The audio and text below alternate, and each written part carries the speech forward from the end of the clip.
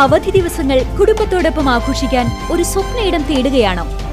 ഗ്രാമീണതയുടെ സൗന്ദര്യവും ആധുനിക സൗകര്യങ്ങളും ഒരുമിച്ച് ചേരുന്ന ആനമല ഹോം സ്റ്റേസിലേക്ക് സ്വാഗതം. തനത് കൈത്തറി വസ്ത്രങ്ങൾ നെയ്യുന്ന നെയ്ത്ത് കേന്ദ്രവും ഇവിടെ സന്ദർശിക്കാം. പ്രകൃതിയോടിണങ്ങി മനസ്സ് നിറഞ്ഞ് ആഘോഷിക്കാൻ ആനമല ഹോം സ്റ്റേസിലേക്ക് വരൂ. കൂടുതൽ വിവരങ്ങൾക്കായി വിളിക്കൂ 9035290919.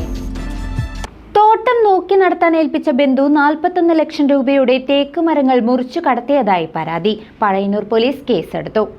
കോട്ടയം സ്വദേശിനിയുടെ എളനാട് വില്ലേജിലുള്ള തോട്ടത്തിൽ നിന്നും ലക്ഷക്കണക്കിന് രൂപ വില വരുന്ന തേക്ക് മരങ്ങൾ മുറിച്ചു കടത്തിയ ബന്ധുവിനെതിരെ പഴയന്നൂർ പോലീസ് കേസെടുത്തു.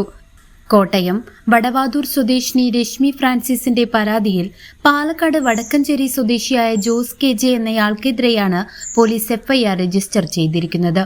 രശ്മിയുടെ ഉടമസ്ഥതയിൽ എളനാട് വില്ലേജിലുള്ള 4 ഏക്കറിലധികം വരുന്ന പറമ്പ് നോക്കി നടത്താനാണ് ബന്ധുവായ ജോസിനെ വിശ്വസിച്ച് ഏൽപ്പിച്ചിരുന്നത്.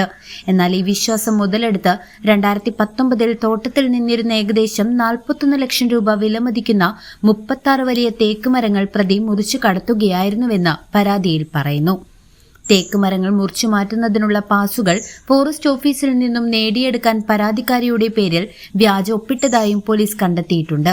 തപാൽ മുഖേന ലഭിച്ച പരാതിയുടെ അടിസ്ഥാനത്തിൽ Pazhayannur police inspector Sudhilal M ആണ് നിലവിൽ കേസ് രജിസ്റ്റർ ചെയ്ത് അന്വേഷണം ആരംഭിച്ചിരിക്കുന്നത്. News desk CCV.